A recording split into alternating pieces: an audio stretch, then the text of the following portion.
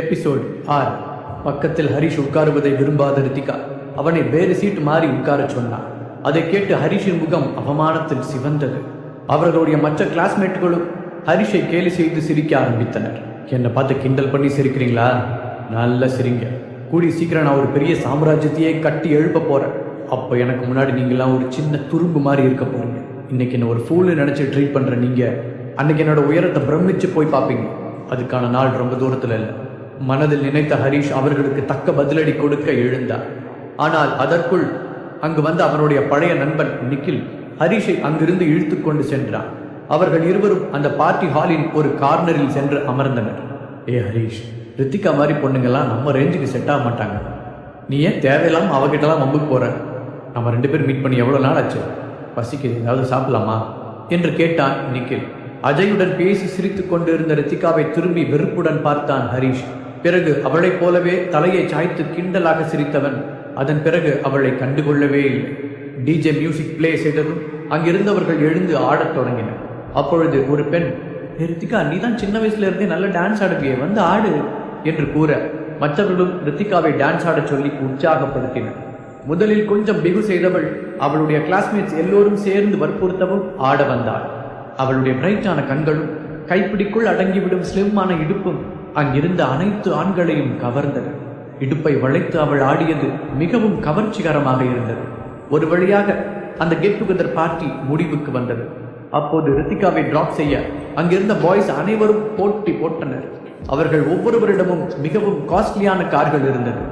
இல்லை பரவாயில்ல, என்கிட்டயே கார் இருக்கு, எனக்காக காரோட டிரைவர் வெளியிலே வெயிட் பண்ணிட்டு இருக்காங்க என்று அவர்களை லெஃப்ட் ஹேண்டில் டீல் செய்த ரித்திகா அவளுடைய காரில் ஸ்டைலாக ஏறி சென்றார். அவ்வளவு நேரம் அவளை நான் தான் டிராப் பண்ணுவேன் என்று தங்களுக்குள் அடித்துக் கொண்டிருந்த அனைவரும் ஒருவர் முகத்தை ஒருவர் பார்க்க முடியாமல் சங்கடத்துடன் விழித்தனர். ரித்திகா கார் ஏறி செல்வதை பார்த்த நிக்கில், உண்மையிலேயே ரித்திகா ரொம்ப பியூட்டிஃபுல்லா இருக்கா, அவளுக்காக என்ன வேணா செய்யலாம்னு தோணுது என்றான். அதற்கு ஹரிஷ் எந்த பதிலும் கூறாமல் சிரிக்க மட்டும் செய்தான். அந்த சிரிப்பிற்கு என்ன அர்த்தம் என்பது நிக்கிலுக்கு புரியவில்லை. வெறும் அழகை மட்டும் வச்சுட்டு என்ன பண்றது? சக மனுஷங்களை மதிக்க தெரியலையே. ஆணவ இருக்கிற இடத்துல எவ்வளோ அழகா இருந்தாலும் அது வேஸ்ட் தான் என்று நினைத்த ஹரிஷுக்கு அவனுடைய மனைவியின் ஞாபகம் வந்தது. சந்தனா எவ்வளோ அழகா இருந்தாலும் அவகிட்ட அதை பத்தின திமிர் கொஞ்சம் கூட இருக்காது என்று அவன் சந்தனாவின் நினைவில் மூழ்க அப்போது சரியாக அவனுடைய போன் அடித்தது. என்று அவனுடைய போனில் ஒலித்த ரிங்டோனை கேட்டு எல்லோரும் ஆச்சரியத்துடன் திரும்பி பார்த்தனர். என்ன இந்த காலத்துல போய் இவ்வளோ ஓல்டு சாங்க ரிங்டோனா வச்சிருக்கான் என்று அவர்கள் தங்களுக்குள் முணுமுணுத்தனர். போனை எடுத்த ஹரிஷ் அதன் டிஸ்பிளேவில் வைஃப் என்ற பெயர் வர, இப்பதான் அவளை பத்தி நினைச்சேன், கரெக்டா கால் பண்ணிட்டா, என் டார்லிங்குக்கு கண்டிப்பா 100 ஆயுசு தான் நினைத்து கொண்டே சிரித்த முகத்துடன் அந்த காலை அட்டன் செய்தான். ஹரிஷ், நைட் ஃபேமிலி மீட்டிங் போறதுக்கு ட்ரெஸ் எடுத்துட்டியா? எடுத்துட்டேன்னா போட்டு ரெடியாரு, நான் வந்த உடனே கிளம்பணும் என்று கூறிய சந்தனாவின் வாய்ஸ் வழக்கத்தை விட இறுக்கமாக இருந்தது. அப்பொழுதுதான் ஹரிஷுக்கு இன்னும் ட்ரெஸ் எடுக்கவில்லை என்பதே ஞாபகத்திற்கு வந்தது. அச்சச்சோ, இதை சுத்தமா மறந்துட்டோமே என்று நினைத்தவன் நிக்கிலிடம் விஷயத்தை கூறிவிட்டு அங்கிருந்து புறப்பட்டான். பார்க்கிங்கில் இருந்த தன்னுடைய எலக்ட்ரிக் பைக்கை எடுத்தவன் அவசரமாக கிளம்பினான்.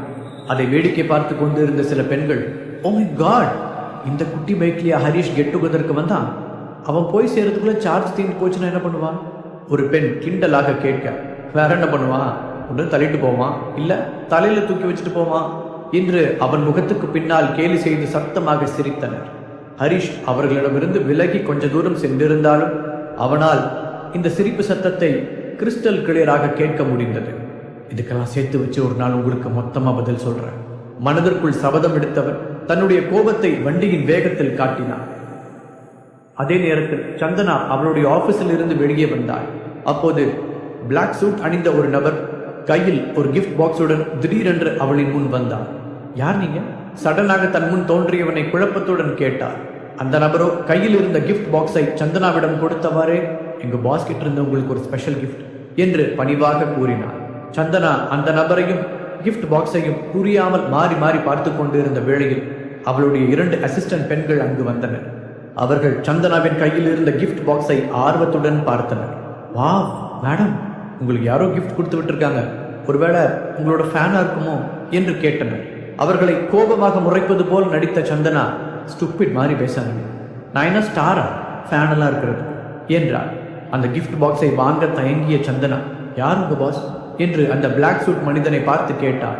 உடனே அந்த ஆள், சாரி மேம், அதை சொல்றது எனக்கு பெர்மிஷன் இல்லை. அவர் யாருன்னு உங்களால் கெஸ் பண்ண முடியும்னு எங்கள் பாஸ் சொன்னார். இந்த கிஃப்ட் உங்களுக்காக பர்சனலாக வாங்கினது. இன்னைக்கு நைட்டை இந்த கிஃப்ட் ஸ்பெஷலாக மாற்றி கொடுப்போம் சொல்லியவன் அங்கிருந்து வேகமாக சென்று விட்டான். மேம், அதான் கொடுத்துட்டு போயிட்டாங்களே, ப்ளீஸ் இது ஓப்பன் பண்ணுங்க, அப்படி என்னதான் உள்ள இருக்குன்னு பார்த்துருவோம். அந்த அசிஸ்டன்ட் பெண்கள் கம்பல் செய்ய சந்தனாவும் மெதுவாக அதை திறந்தாள். அந்த பாக்ஸை ஓபன் செய்ததும் சந்தனா அப்படியே ஸ்டன் ஆகி நின்று விட்டாள். அவள் பக்கத்தில் நின்று பார்த்து கொண்டிருந்த 2 அசிஸ்டன்ட்களும் திறந்த வாயை மூட முடியாமல் அந்த பொருளை அதிர்ச்சியுடன் பார்த்து கொண்டிருந்தனர். ஓ மை காட், இது ட்ரீம் லவர் தானே? அவர்கள் தங்களை மீறி கத்த அந்த ரேரான நெக்லஸ் லைட் வெளிச்சத்தில் மின்னலை போல டால் அடித்தது. இந்த வேர்ல்டுலேயே மொத்தம் 10 பீஸ் தான் இந்த நெக்லஸ் இருக்கு. உண்மையிலேயே உங்க ஃபேன் ரொம்ப தாராள மனசுக்காரர் தான் என்று சொன்ன அசிஸ்டன்ட் பெண்ணின் குரலில் லேசாக பொறாமை தெரிந்தது. அது ஒரிஜினல் ட்ரீம் லவர் நெக்லஸ் தான் என்பதை ஒரே பார்வையில் சந்தனாவால் சொல்லிவிட முடியும். ஒரு காலத்தில் அதன் மீது இருந்த ஸ்ட்ராங்கான இன்ட்ரெஸ்டால் அந்த நெக்லஸ் தொடர்பான செய்திகளை ஒன்று விடாமல் தேடி தேடி தெரிந்து வைத்திருந்தார். அதனால் அந்த பாக்ஸில் இருந்த நெக்லஸை பார்த்த உடனேயே அது ரியலானது என்பதை சந்தனா உணர்ந்திருந்தார். தன் பக்கத்தில் இருந்த அசிஸ்டன்ஸ் எக்ஸைட் ஆகி கத்தியதில் சுய உணர்வுக்கு வந்த சந்தனா இப்போதும் நம்ப முடியாமல் அந்த நெக்லஸையே பார்த்தார். இவ்வளோ காஸ்ட்லியான கிஃப்டை நமக்கு யார் பிரசன்ட் பண்ணியிருப்பா? அவளுக்குள் குவெஸ்டின் எழுந்தது. ஒருவேளை அசோகா இருக்குமோ? ஆனால் அவனால் கூட இவ்வளோ காஸ்ட்லியான கிஃப்டை வாங்க முடியாது.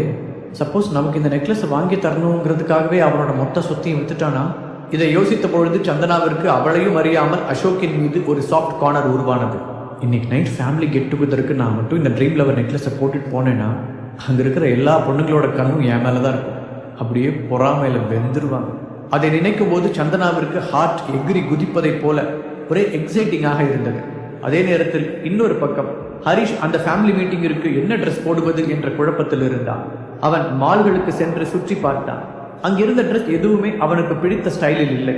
ஃபைனலி ஹரிஷ் அவனுடைய சித்தப்பா அவனுக்காக ஏற்பாடு செய்திருந்த பர்சனல் செக்ரட்டரியை அழைத்து தனக்கான தேவையை கூறினான். உண்மையில் அந்த பர்சனல் செக்ரட்டரி நல்ல டேலண்டட் பர்சனாக இருந்தார். அடுத்த ஹாஃப் அன் ஹவரில் ஒரு சிம்பிளான ஹேண்ட்மேட் சூட்டை பக்காவாக ரெடி செய்து அவனுக்கு அனுப்பி வைத்தார். அந்த ட்ரெஸ்ஸை எடுத்துக்கொண்டு வீட்டிற்கு திரும்பினான் ஹரிஷ். அங்கு சந்தனா கண்ணாடி முன் நின்று தன்னுடைய கழுத்தில் இருந்த ட்ரீம் லவர் நெக்லஸை ஆசையாக ரசித்துக் கொண்டிருப்பதை பார்த்தான். நாம கொடுத்த கிஃப்ட் சந்தனாவுக்கு ரொம்ப பிடிச்சிருக்கும் போலயே. இந்த நெக்லஸ் சந்தனாவோட சங்கு கழுத்துக்கு இன்னும் பொருத்தமா இருக்கு. இவ கழுத்துக்கு வந்ததுக்கு அப்புறம் தான் அந்த நெக்லஸே இன்னும் அழகா தெரியுது நினைத்த ஹரிஷ் அவளை ரசனையோடு பார்த்தான். கண்ணாடி வழியாக ஹரிஷ் நிற்பதை பார்த்த சந்தனா அவ்வளவு நேரம் உற்சாகமாக இருந்த தன்னுடைய முகத்தை நார்மலாக மாற்றிக்கொண்டார். அவனை திரும்பியே பார்க்காமல் ஏதோ ட்ரெஸ் எடுப்பதைப் போல பாவனை செய்தவள் ஹரிஷ் என்ற ஒருவன் அங்கு நிற்பதையே உணராதது போல அவனை முழுவதுமாக இக்னோர் செய்தாள். என்னாச்சு இவளுக்கு? டார்லிங், உனக்காக நான் பெரிய சாம்ராஜ்யத்தையே உருவாக்கி உன் காலடியில் வைக்கலான் இருக்கேன். நீ என்னடானா சில்லி மேட்டருக்கெல்லாம் என் மேலே கோவப்பட்டு இருக்க. நீ வேணா பாரு, உன்னோட ஹரிஷ் உன்னை ஒரு பெரிய சாம்ராஜ்யத்துக்கே மகாராணியாக உட்கார வைக்க போகிறான். அதுக்கான வேலைகளை நாளையிலிருந்து ஸ்டார்ட் பண்ண போகிறேன். இனி நீ வேற ஒரு ஹரிஷை தான் பார்க்க போற. சந்தனாவை பார்த்தபடி மைண்ட் வாய்ஸில் பேசிய ஹரிஷ் அந்த ரூமை விட்டு வெளியே வந்தார். சோஃபாவில் உட்கார்ந்திருந்த திலகா ஹரிஷின் கையில் இருந்த பேக்கை பார்த்துவிட்டு முகத்தை சுழித்தார். இதான் அவனோட ட்ரெஸ்ஸா? இப்போ சீக்கிரம் மாத்திட்டு வா, இன்னும் 5 மினிட்ஸ்ல இங்கிருந்து கிளம்பணும் என்று அவசரப்படுத்தினார். ஓகே, நான் போய் ஃபாஸ்டா ட்ரெஸ் மாத்திட்டு வரேன் சொன்ன ஹரிஷ் வேகமாக அங்கிருந்த இன்னொரு ரூமிற்குள் சென்றான். சொன்னது போலவே ஃபாஸ்டாக ரெடியாகி வந்த ஹரிஷை பார்த்த திலகா, பரவாயில்ல, இந்த சூட் ஒன்றும் அவ்வளோ மோசமா இல்லை, இந்த டைம் தான் நீ கொஞ்சம் பார்க்குற மாதிரி ட்ரெஸ் பண்ணியிருக்க என்றார். அப்போது உள்ளிருந்து வேகமாக வெளியே வந்த சந்தனா, சீக்கிரமா கிளம்பலாம், இந்த டைமும் நம்ம லேட்டா போகக்கூடாது என்று சொன்னவள் அப்போதுதான் ஹரிஷை பார்த்தாள். அவள் முகத்தில் இருந்த இறுக்கம் கொஞ்சமாக தளர்ந்தது. ஆனால் அதை அவனிடம் காட்டிக்கொள்ளாமல் வேகமாக வெளியே சென்றாள். ஹரிஷ் காரை ஓட்ட மூவரும் அந்த கெட் டுகெதர் நடக்கும் அவர்களின் குடும்ப மாளிகைக்கு வந்து சேர்ந்தனர். அந்த மாளிகைக்கு வெளியே டசன் கணக்கான கார்கள் நின்று கொண்டிருக்க அதை பார்த்ததும் அங்கு ஏதோ லக்ஸுரி கார் எக்ஸிபிஷன் நடப்பது போல இருந்தது. சந்தனாவையும் திலகாவையும் அங்கிருந்த எல்லோரும் நன்றாக தெரிந்து வைத்திருந்தனர். ஆனால் அவர்களுக்கு பின்னால் வந்த ஹரிஷை யாரும் கண்டுகொள்ளவே இல்லை. அதே சமயம் அவன் மீது கொஞ்சம் அதிகமாக இன்ட்ரெஸ்ட் காண்பிக்கும் சிலரும் அந்த கூட்டத்தில் இருந்தார்கள். அதில் முக்கியமான ஒருவனாக சந்தனாவின் கசின் கார்த்திக்கை சொல்லலாம். இது போன்ற ஃபேமிலி மீட்டப்பின் போது ஹரிஷ் எங்கே இருந்தாலும் தேடி வந்து வம்பிழுத்து விட்டு செல்லாவிட்டால் அன்றைக்கு அவனுக்கு சாப்பாடு கூட இறங்காது. எப்போதும் போல ஹரிஷை கிண்டலாக பார்த்தவன், என்ன அதிசயம், இன்னைக்கு ஹரிஷ் ஹியூமன் மாதிரி ட்ரெஸ் பண்ணியிருக்கான், எனக்கே ஒரு நிமிஷம் அடையாளம் தெரியலன்னா பார்த்துக்கோயேன் என்று அவனுடைய தோளில் வேகமாக தட்டினான். அவன் வேண்டுமென்றே வாய்ஸை ரைஸ் செய்து சத்தமாக பேசினான். இதனால் அந்த பார்ட்டி ஹாலில் இருந்த எல்லோருக்குமே அவன் பேசியது கேட்டது. ஹரிஷ் அவனிடம் எதுவும் பேசாமல் அமைதியாக சிரித்தான். என்னது, நம்ம இவ்வளோ கிண்டல் பண்ணியும் அசராம சிரிச்சுக்கிட்டே நிற்கிறான். கடுப்பான கார்த்திக், இந்த ட்ரெஸ்ஸை நான் எங்கேயோ பார்த்துருக்கானே. ஞாபகம் வந்துருச்சு. காரில் வரும்போது பிளாட்ஃபார்ம்ல பார்த்தேன். 100 200ன்னு கூவி கூவி வித்துக்கிட்டு இருந்தாங்க, அதானது என்று நக்கலாக கேட்டான். அவன் சொன்னதை கேட்டு சிலர் ஹரிஷை ஏளனமாக பார்த்தனர். ஒரு சிலர் சத்தமாக சிரிக்கவும் செய்தனர். சந்தனா சங்கடத்துடன் ஹரிஷை பார்த்தாள். அவளுடைய முகத்தில் கோபம் தெரிந்தது. நான் தான் ஹரிஷுக்கு ட்ரெஸ் வாங்கிக்க சொல்லி பணம் கொடுத்தேன், அப்புறம் ஏன் இப்படி ஒரு சீப்பான ட்ரெஸ்ஸை வாங்கிட்டு வந்தான்? ஹரிஷ் ஏன் எப்ப பார்த்தாலும் இப்படி என்னை சங்கடப்படுத்துறதையே வேலையா வச்சிருக்கான் என்று மனதிற்குள் சலித்துக் கொண்டாள் அவள். தன்னுடைய காலரை சரி செய்து கொண்ட ஹரிஷ் கார்த்திகை பார்த்து, நீ சொன்னதை கேட்டு எனக்கு ரொம்ப டிசப்பாயிண்டிங்கா இருக்கு. ஆக்சுவலா இந்த ட்ரெஸ்ஸுக்கு நான் பணமே கொடுக்கல என்று கேஷுவலாக பதில் கூறினான். என்ன, நீ இதுக்கு பணம் கொடுக்கலையா? அப்புறம் உன்னை பார்த்து பரிதாபப்பட்டு கடைக்காரர் ஃப்ரீயாவே கொடுத்துட்டாரா என்று கேட்டுவிட்டு மறுபடியும் சத்தமாக சிரித்தான் கார்த்திக்.